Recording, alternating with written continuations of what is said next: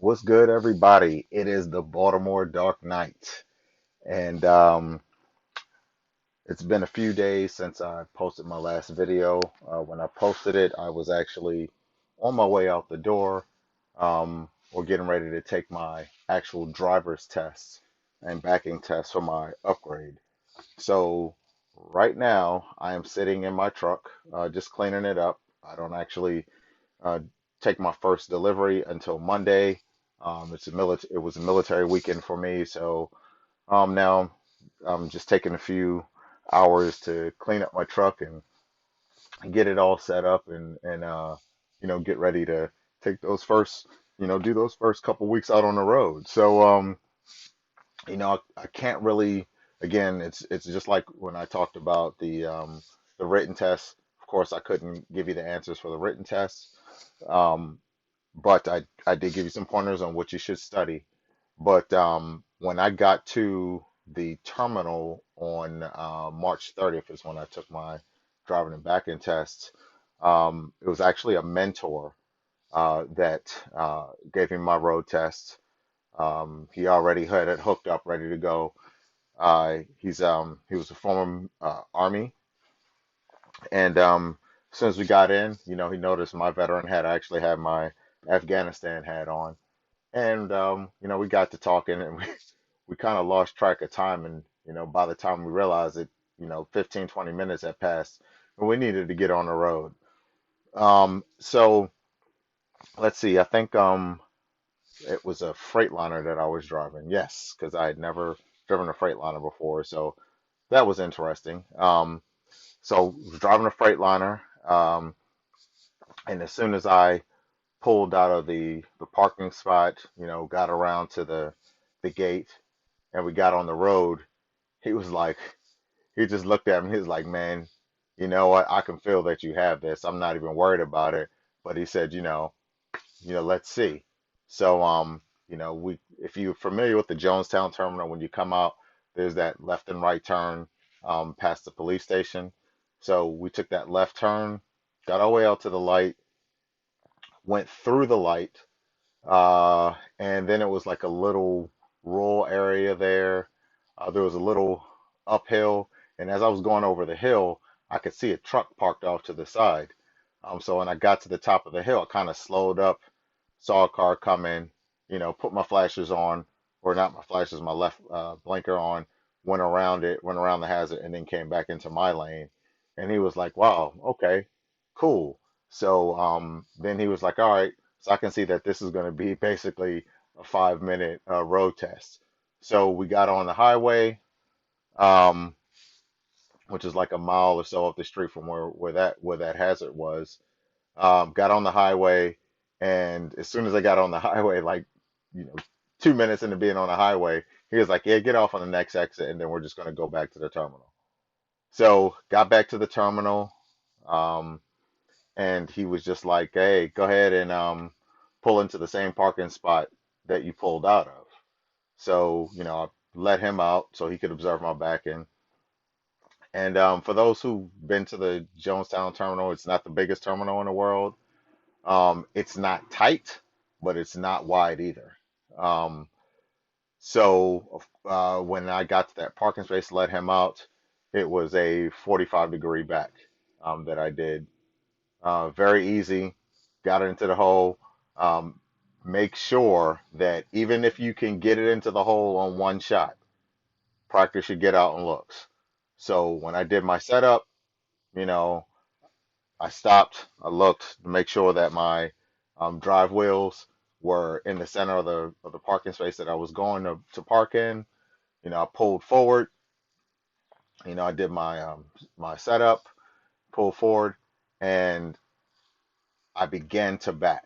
And once I saw that it was going into the hole, set the brakes, put the truck in neutral, got out and looked. Now, when you get out and look, yeah, you can get out and look on the driver's side, but why do that? Because you can see on the driver's side.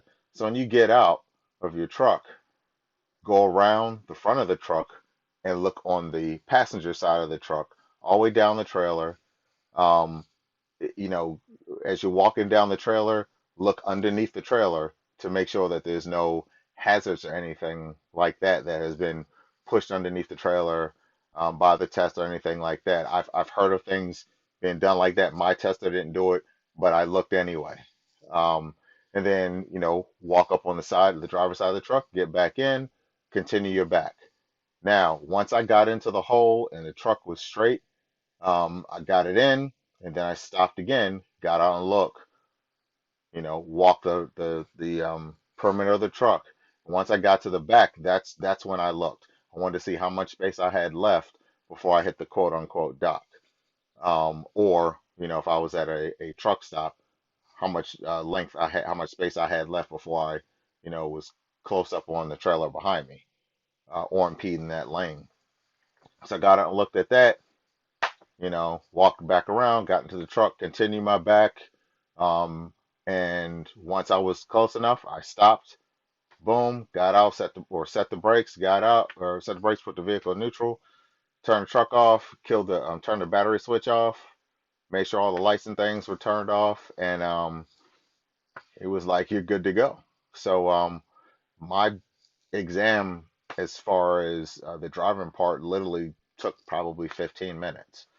The biggest thing is when you go on your mentor's truck, your mentor, if somebody hasn't already told you, is going to tell you to download the Engage app and the Dial-In app.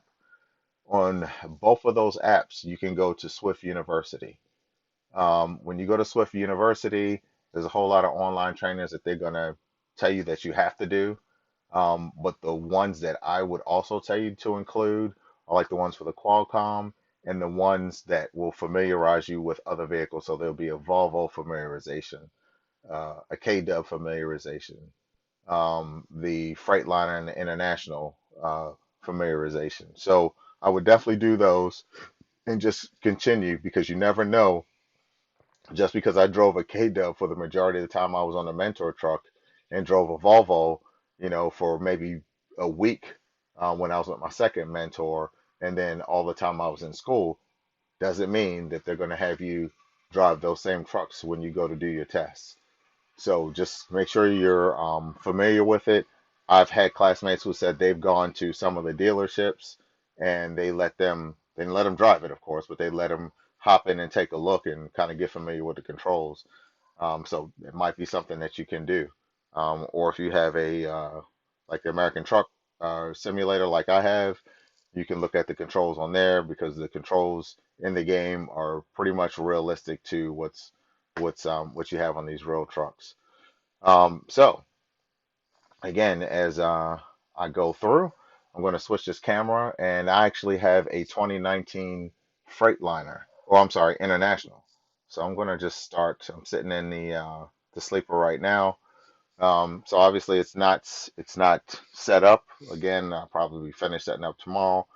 But actually on the Internationals, there's two windows in the back. This is my sleeper bunk that I'm sitting on. There's one above me, of course. And then there's another window. So if I ever had to do blindside backing, guess what? Those windows are kind of my cheat, if you want to say, or my helpers, if you want to say. That way I can actually see where the trailer is going, um, in combination with my get out and looks, of course. So I have that. I have a uh, cabinet here. Actually, I'm going to have them take this cabinet out as I inspected it. Uh, this drawer is busted, and this one below will not pull out. And that's okay. I'm okay with that, because what I'm planning to do anyway is, once I have the shop take this out, I'm going to put a refrigerator in its spot, probably a full size, one of those college dorm style refrigerators. So blessing in disguise, have this pulled out, put my refrigerator in, and then I'll still have room to put my Xbox on, and put my Xbox on top of the refrigerator. And there's the bracket for the TV there. They say roughly about a 24-inch TV will fit on that bracket. Any more than that, you're kind of impeding with this chair here, and some additional space. So I've got storage here, storage up here, which is good. And then as I flip around, I've got storage here, which I just cleaned out. And apparently the person that was before me had a dog, and he left a couple remnants of dog food here. So I had to, clean all that stuff out. It was no problem. So, a nice space to hang up jeans and shirts, if I want. I'm going to get mats so I can put on the floor, kind of cut them out and put them on the floor, so my stuff isn't getting dirty.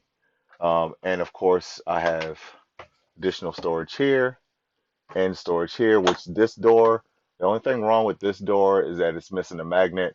Otherwise, you have to shut it real hard, and for the most part, it'll stay. As I started hitting bumps and stuff, I realized that when I got it home, that the door was open. So that's a safety thing. I need to fix that, which is not a big problem. I got a magnet for it, so I'm going to put that up there, and I should be good to go. Um, so one thing when you do get your vehicle, when you do get your truck, you upgrade. Make sure you inspect it. Uh, and there are some things that they can replace and some things that they're just going to snatch out. So when I talked to my driver leader at the time, he said, "Hey, we can do one or two things. We can either," and I was referring to this cabinet here, and just to let you know, the one thing I did like about this is that it has this nice pull-out drawer. I'm not gonna pull it all the way out, but it's a pull-out drawer, and it's a little writing station. That was nice. But since I'm going to get rid of it, um, hey, it is what it is. But that's one of those things that they'll just snatch out. They're not going to try to fix it. I guess it's not worth their money, and that's fine. Again, I'm going to have it taken out, and I'm just going to put a refrigerator back there. My wife is going to treat me to a refrigerator, which is so sweet of her, so nice of her, to do that. So I'll have her order a refrigerator, and when I come back from my first 2 weeks, I'll have them put the truck in the shop and have them snatch this cabinet out of here. So not a problem at all. Um, so like I said, I'm going to switch the camera around and give you the inside. All right, so there's the inside of my truck. I still got to put some fabric cleaner on the chairs, but that's the last thing I'm going to do. So it's pretty nice inside. I just physically, or I just washed it down, all the controls in soap and water, hot soap and water, and now I'm going to take some Clorox wipes and wipe everything down again, and then I'm going to armor all everything. Um, when I lived in Panama, I used to detail, so uh, that's what I'm going to do with this truck. I'm going to give it a nice little detail and make it home. I'm also going to get some, basic floor mats like you would put in the back of the car for the front uh, passenger side or the front the driver's side and the passenger side. I was going to get some specific to this truck, but when I looked online, those things were like $200, and I was like, nope, I can get like some $15 ones or right from the parts store. So that's what I'm going to do. I'm going to put a nice little rug right here, maybe even a plastic runner right here, um, so I don't get dirt on the floor and stuff like that. I want to keep my truck clean. There's my Qualcomm unit right there, Qualcomm unit, and then there's my Easy Pass, and this is a company truck, so of course you're going to have the camera right there. All right, so it's a nice, now that I've started cleaning it up, it's getting there. Um, it's really coming along. Now, a lot of people said that they don't like internationals. I don't know. When I bobtailed that thing home, it was a nice ride. Of course, that was my first time driving one, but it was a nice ride. It was a little windy outside, so I was being pushed around a little bit, but it's a bobtail. You're gonna feel every little bit of wind and every bump when you're just bobtailing it. So expect that. My radio system right there, all my fancy knobs and controls and stuff are there. Cup holders, I just cleaned those out. And there's plenty of uh, areas where you can see right there where I'm pointing at, there's a cigarette lighter adapter, USB, and underneath my um, tractor brake is another USB device. There's a USB cable right there that's hanging out that I'm sure I can use that for something. And as I pan back here, there's controls back here that I can use. And right there is another cigarette lighter adapter that I can use to control stuff or to charge stuff. Have a light there and not too many, nothing over here. So I gotta look. It's probably back here as I was, if I was able to open this drawer. Open this drawer. It's probably something under here. But they do have the inverters. So the inverter's right there. I can take a cable and run it underneath with some 100-mile-an-hour tape and secure it down there and just plug in anything that I want. So really nice truck. Outside of the couple things that were wrong with it, but that was more related to the storage space. Everything else is rocking and rolling. Just above the camera, you can see there's a space, and you can actually see the antenna hookup for CB radio. So I am going to get a CB radio, and once I figure out what my call sign is going to be, then I will put it out there.